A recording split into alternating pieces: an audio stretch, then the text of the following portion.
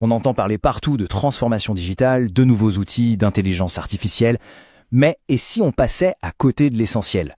Aujourd'hui, on va voir que le véritable enjeu, ce n'est pas la technologie, ce sont les gens. Allez, plongeons directement dans le vif du sujet. On connaît tous ce scénario, pas vrai? Un projet technologique qui a l'air impeccable sur le papier, un budget solide, des outils de pointe, et pourtant, à l'arrivée, c'est la déception. Alors, qu'est-ce qui cloche? La réponse est souvent à l'opposé de ce qu'on pense, et elle se cache bien loin des serveurs et des lignes de code. Et voilà. Cette image résume parfaitement la situation. On met des sommes folles dans la technologie, c'est le plateau de gauche de la balance, mais on oublie que le plateau de droite, celui des équipes, il pèse en réalité bien plus lourd dans la réussite. Et quand ce plateau est plombé par la confusion, la peur, la résistance, tous les systèmes basculent et c'est l'échec assuré. Ce qui nous amène tout droit à notre première partie, ce que l'on pourrait appeler le piège de la technologie. C'est cette idée, très séduisante, mais au final très dangereuse, que le bon outil va magiquement résoudre tous les problèmes. On va voir tout de suite pourquoi c'est une illusion. Alors, ce paradoxe, le voici. On a un projet qui, sur le plan logique, est une super idée pour l'entreprise. Tout le monde est d'accord là-dessus. Mais sur le terrain, c'est une autre paire de manches. On voit apparaître une résistance passive, des gens qui continuent d'utiliser leurs vieux fichiers Excel à côté du super nouvel outil, et une motivation générale qui fond comme neige au soleil. Ça parle à quelqu'un? J'en suis sûr. Et ce qui est fascinant, c'est que ces blocages, ce n'est pas de la mauvaise volonté. Non, c'est souvent une réaction humaine et légitime. C'est la peur de ne pas bien comprendre où on va, le sentiment de perdre la maîtrise de son propre travail ou tout simplement l'angoisse de voir sa charge de travail exploser. Et par-dessus tout ça, il y a ce sentiment hyper frustrant que tout a été décidé en haut, sans même consulter ceux qui font le boulot au quotidien. On enchaîne avec la deuxième partie, parce que cette résistance, ce n'est pas juste un petit désagrément. Oh non, elle a un coût bien réel et mesurable pour l'entreprise, et ça, à plusieurs niveaux. D'abord, bien sûr, l'enjeu financier, le nerf de la guerre. Un outil payé une fortune, mais qui n'est utilisé qu'à 20% de ses capacités. Des projets qui prennent des mois et des mois de retard. Tout ça, ce sont des coûts cachés qui viennent tout simplement pulvériser le retour sur investissement qu'on avait espéré. Ensuite, il y a le coût pour l'organisation elle-même. Quand les nouvelles règles du jeu ne sont pas adoptées par tout le monde, on se retrouve avec un système complètement bancal, hybride. C'est un peu comme essayer de faire avancer une voiture avec une roue carrée. Ça crée des frictions partout et ça ne peut juste pas être performant. Et enfin, et c'est peut-être le plus grave sur le long terme, le coût humain. Un climat de travail qui se dégrade, des équipes démotivées qui ont l'impression que leur avis ne compte plus, c'est la meilleure recette pour voir ces meilleurs éléments claquer la porte. Bon, le problème est posé, les enjeux sont clairs. Mais la question c'est, comment est-ce qu'on en arrive là? On va voir maintenant, dans cette troisième partie, les 5 erreurs les plus classiques qui mènent un projet droit dans le mur. Erreur numéro 1. Un grand classique. Penser qu'il suffit de communiquer. Organiser une grande messe pour présenter le projet, c'est une chose. Mais ça ne suffit absolument pas.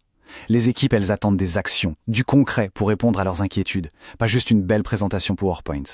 Deuxième erreur, vouloir imposer le même rythme à tout le monde. Une approche taille unique, ça ne marche jamais. C'est un peu comme donner les mêmes chaussures à toute une équipe de foot.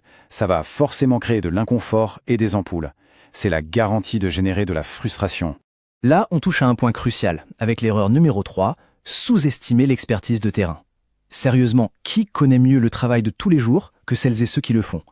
Les ignorer dans les choix, c'est prendre le risque énorme de déployer un outil magnifique sur le papier, mais complètement à côté de la plaque dans la vraie vie.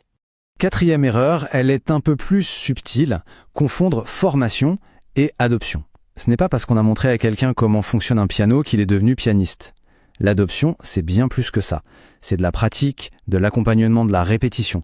C'est tout un processus, ce n'est pas juste un événement ponctuel. Et pour finir, la 5e erreur, le fameux trop-plein. Lancer en même temps un nouveau CRM, un nouvel ERP, une nouvelle méthode de gestion de projet, c'est la recette parfaite pour l'épuisement total des équipes, pour le burn-out du changement. Leur capacité d'absorption, elle n'est pas infinie. Ok, on a bien fait le tour des problèmes. C'est bien beau tout ça. Mais maintenant, passons aux solutions. On va voir une méthode structurée en 5 étapes pour garantir l'engagement et enfin réussir son projet.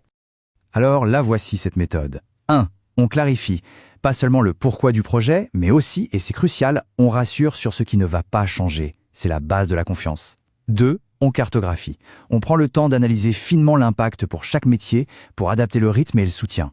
3. On implique. Ça, c'est le cœur du réacteur. On fait monter les experts du terrain dans le bateau pour co-construire la solution avec eux. 4. On déploie par étapes. Fini le Big Bang qui fait peur à tout le monde. On avance petit pas par petit pas avec des victoires rapides et mesurables. Et enfin, 5, le plus important, on soutient dans la durée. Le projet ne s'arrête pas le jour du lancement. Au contraire, c'est là que tout commence vraiment. La théorie, c'est bien, mais rien ne vaut un exemple concret pour voir comment tout ça s'incarne dans la vraie vie. Alors, allons voir sur le terrain. Prenons le cas d'une PME industrielle, 120 salariés et la peur généralisée face à l'arrivée d'un nouvel ERP. En appliquant la méthode qu'on vient de voir, en particulier le déploiement par étapes et l'implication des équipes, regardez bien le résultat. La résistance du début s'est transformée en adoption. Pourquoi? Tout simplement parce que les équipes ont vu des gains concrets pour elles dans leur travail de tous les jours. Le point clé, il est là. Tout ça nous amène logiquement à notre dernière partie. Si on change complètement l'approche du projet, il faut aussi changer radicalement la façon dont on mesure son succès. Le succès d'un projet digital, aujourd'hui, ça ne se mesure plus seulement à l'installation d'un logiciel. Il faut changer d'indicateur. On ne regarde plus la technique, on mesure l'usage réel. On traque la disparition de ce qu'on appelle le shadow IT. Vous savez, tous ces fichiers Excel parallèles qui traînent partout. On vérifie que les nouveaux processus sont bien suivis. Bref, on passe d'une mesure technique à une mesure de l'impact humain et organisationnel. Pour conclure, cette phrase résume absolument toute la philosophie. Le but, ce n'est pas de faire accepter le changement, c'est de le construire ensemble. Et quand on y arrive, la transformation n'est plus une contrainte qu'on subit, mais bien une aventure collective. La vraie question à se poser n'est donc plus quel outil choisir, mais plutôt comment allons-nous réussir ce projet, tous ensemble.